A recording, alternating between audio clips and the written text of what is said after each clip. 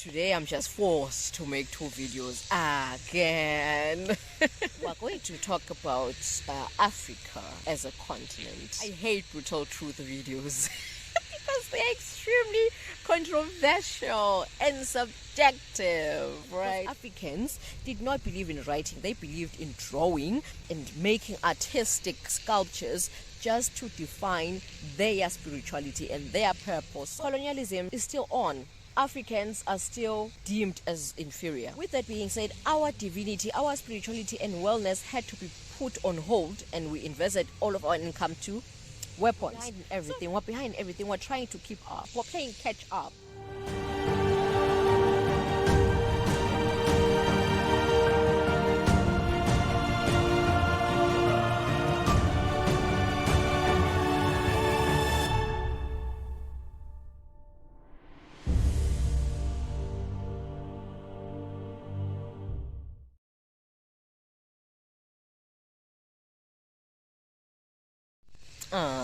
Hello, elements. I hope you guys are good.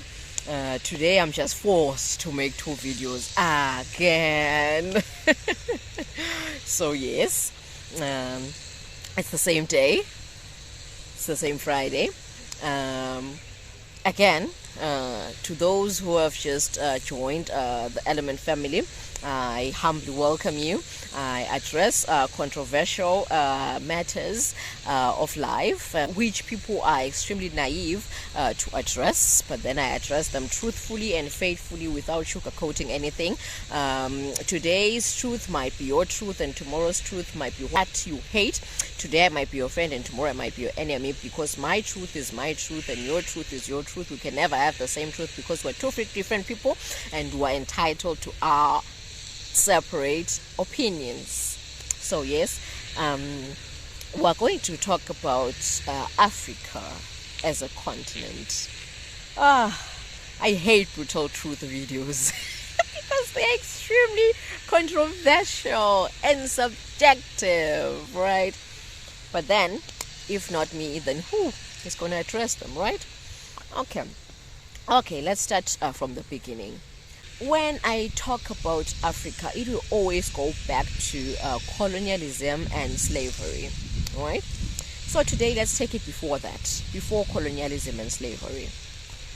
Africa used to be just one continent without any borders, without any policies, without any expectations, without any laws, rules, and regulations to constrict and control human beings, vegetation, and all that, right? We trade among each other freely without being bound down by boundaries and policies and standards, right? So we used to live like that. Females used to do what they love. If you were a farmer, you'd farm. If you were a hunter, you'd hunt. And males would also do what they loved. If you were a hunter, you'd hunt. If you were a farmer, you'd farm. So there were no agenda rules, expectations, and standards. Then first came the first colonial era, because Africa was colonized 3 times. It was colonized 3 times. Today I'm going to unpack everything. I'm not going to sugarcoat anything. Today I'm here to brutalize the truth. To brutalize the brutal in truth. Right? Okay, Africa was colonized 3 times. Right? Okay. Came the first colonialism. The white people came just to observe what is happening in this continent. They discovered the continent, like, oh, there are people here. Oh, the people have such a different color. What is wrong? Are they animals? What's happening here? Right? They thought that their first thought was we were animals. But then they began to abduct us, to study us in their labs or whatever they were called during those times. They found that we're human beings. The only difference was the composition of our melanin. But then they couldn't come to a conclusion that we were humans, because our melanin and our hair confused them, right? So we were classified as creatures that are not really animals but above animals, right? So they kept on coming back to study us, to study our way of life and all that. And they were like, we don't like this way of life. How can a male be cooking? How can a female be planting or farming and providing food for the family? That's supposed to be what a man is doing, right? How can these two energies coexist like this? Why is the feminine energy coexisting with the masculine energy like this? Because the masculine energy is supposed to be superior, right? That's not it. We knew in Africa, we knew way before, we were not even taught this.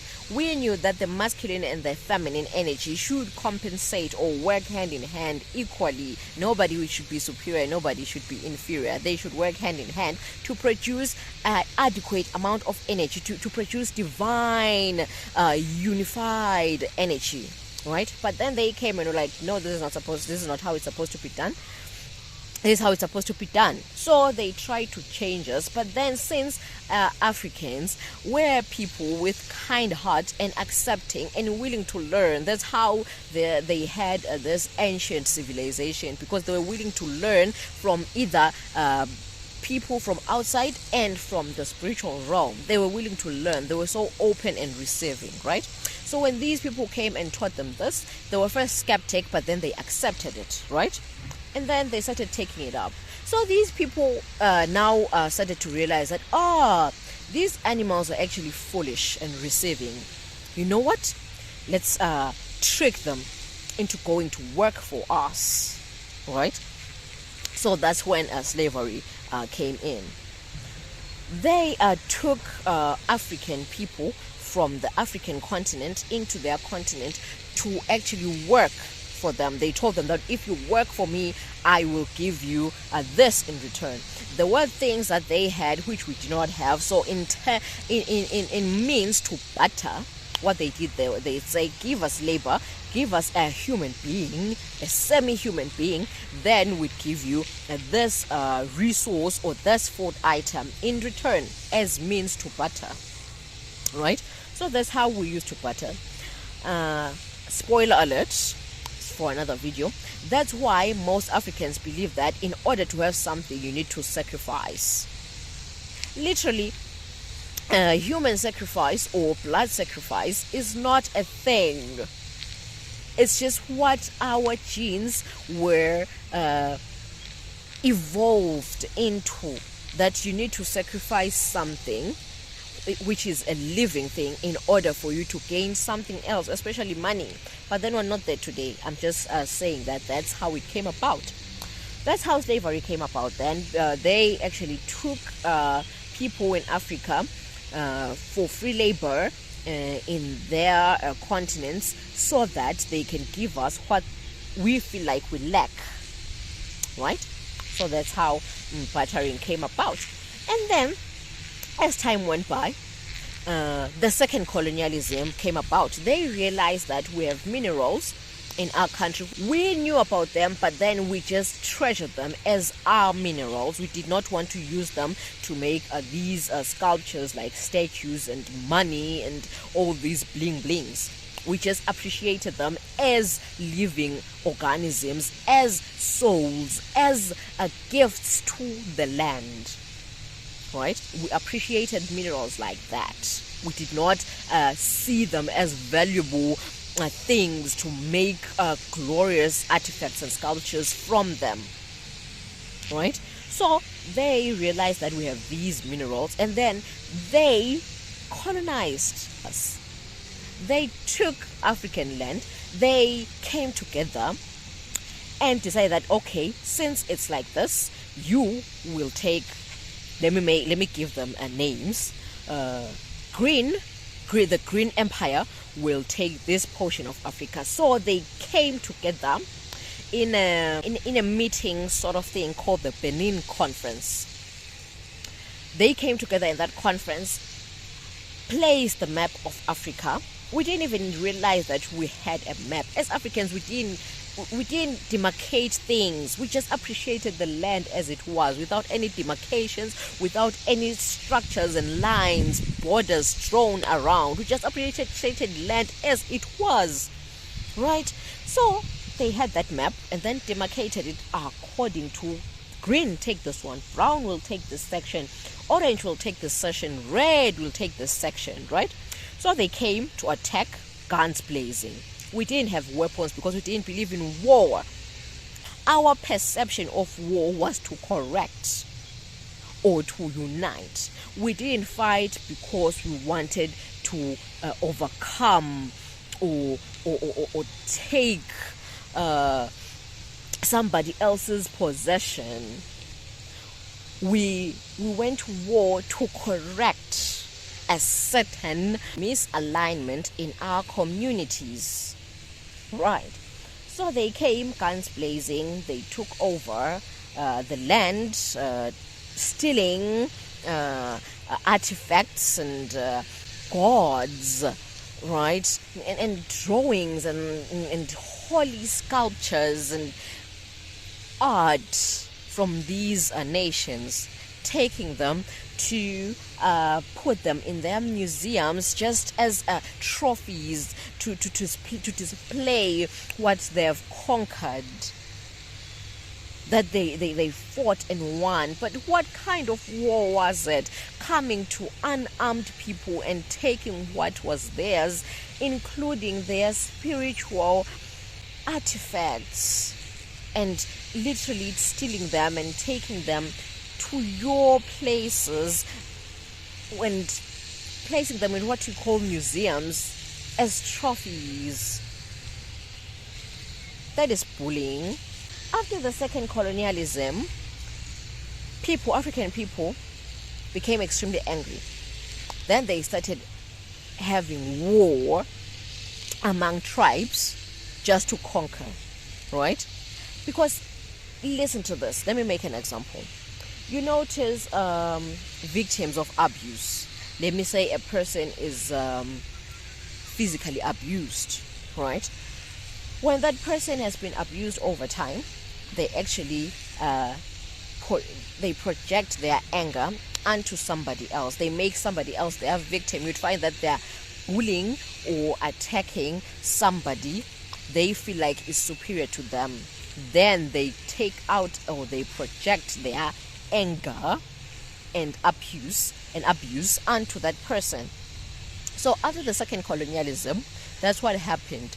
These African tribes fought amongst themselves just to dominate the next tribe. It wasn't because this tribe's land was now not sufficient to handle that certain tribe.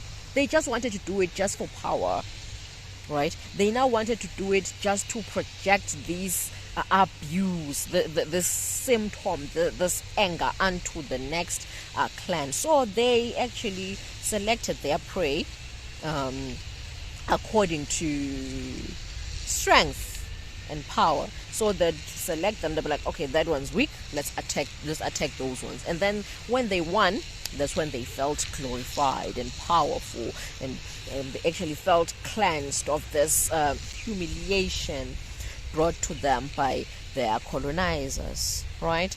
So that's how the wars in Africa came about, right? We were never violent beings. Africans were never violent beings before colonialism. But then they were after colonialism, right? So that's how it played out. And then they came here, projected and imposed their laws, their standards and all that upon us, upon the Africans, until we came into this era, right? These sections were turned into republics. They were clans, and then they evolved into empires. The Green Empire, depending on who won. The Green Empire, the Red Empire. And then each land from that colonial structure gained independence. So they gained independence. The Green Empire's people the indigenous people gained independence, so that name had to change from the Green Empire into the Congo Republic. I'm making an example, right? What Republic. Anybody who has gained independence from their colonial empires had to change their name into what Republic, to prove that they had gained democracy from that empire, from that Green Empire or that Orange Empire, right? And that's where the third colonialism comes in. These empires left and gave these republics a notion. They tricked their minds into thinking that they had gained independence. So they gave them physical independence, but they actually colonized their minds. So now, in this era, we're living in a mind colonialism. It's a mind game, a political game, all in the head, right?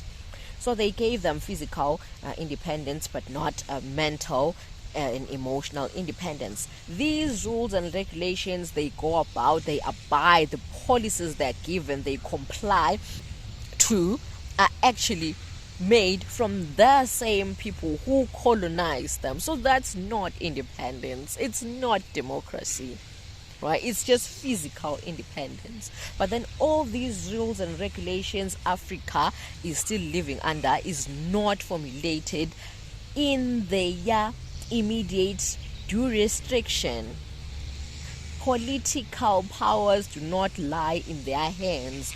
These laws and policies and terms and conditions and standards are actually formulated from these colonialists, from these colonizers, right? So this is not actually democracy or independence.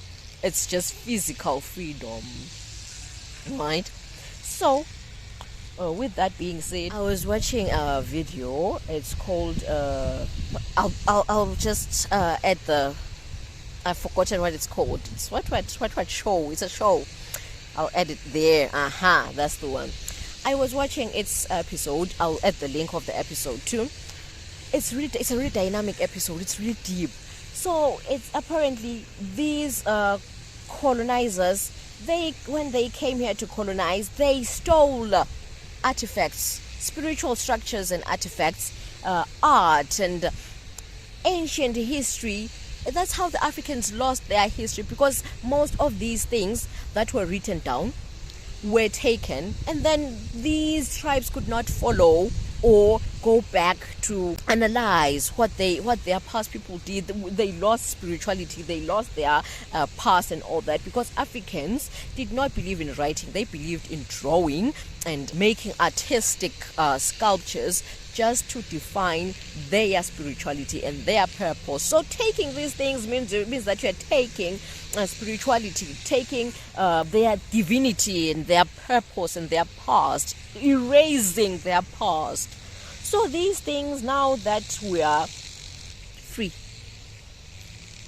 now that we have gained independence, then I believe that they should be brought back. I do believe that they should be brought back to their respective clans, right, to their origination, where they originate, where they took them from. But then apparently they do not want with these artifacts, right? Just check out the video. It's elaborative. I will not elaborate much on it, but just check out the video. You will be shocked how colonized Africa still is, right?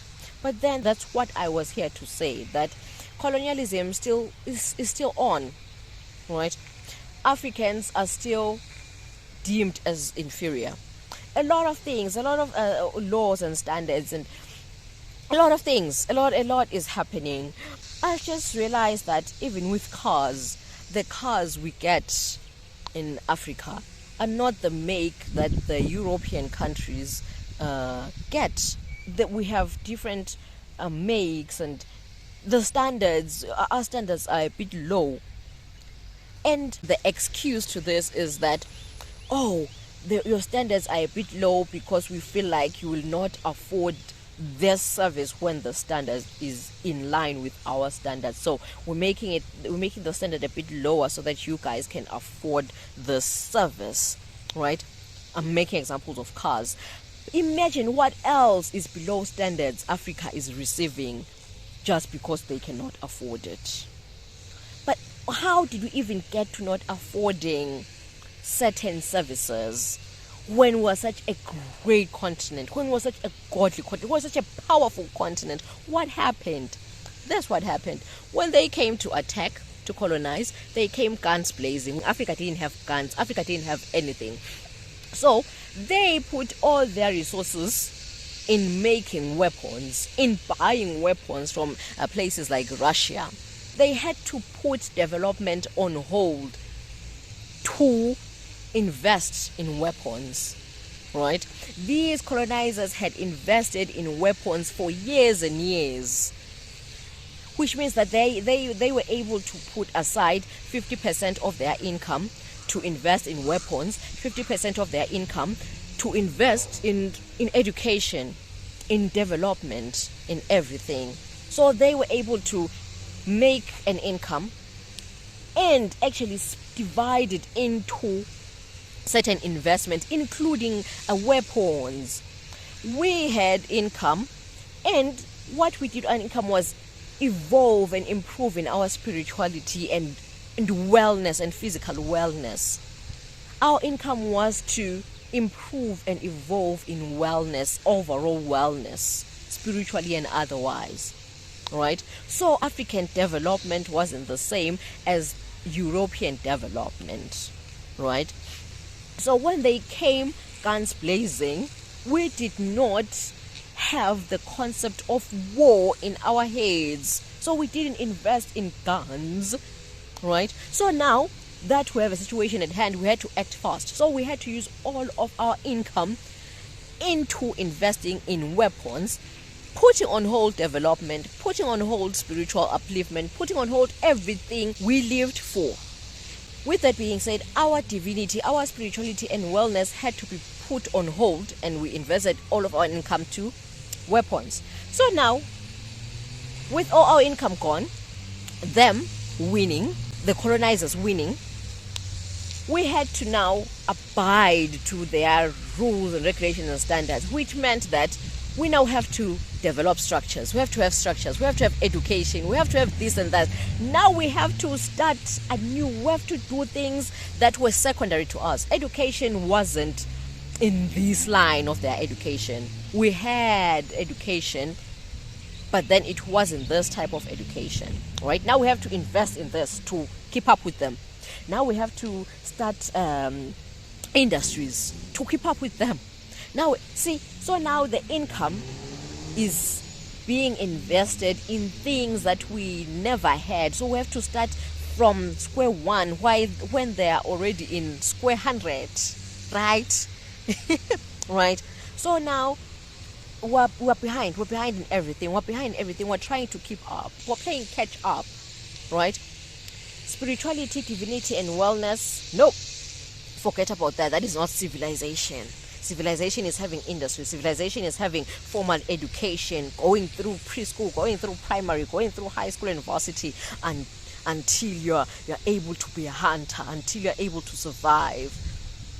We believed in instincts, having that person pursue their instincts for survival, having a person going like, okay, I'm going to be a hunter and I'm going to use so and so's fruits that he has gathered to survive. We used to interrelate. We used to live symbiotically. That's how we used to live. But then, after colonization, this is how we have to live. And then now that we're behind, we're playing catch up, we cannot have enough funds to be in line or to be in the same standard as these Western countries. But then we can change the narrative. If you can check my previous videos, they're titled Element Era. I'll put the description down below. You can actually understand where we're coming from. And it's actually go backable. We can go back to that as Africans. But then it's impossible, and it's highly possible that once my videos are out there, these kind of videos will be taken down. Alright? Because it's actually the truth. But then we're not there. I was just here to enlighten people as to how we're here, how we got where we are today. Love you, elements. Good day.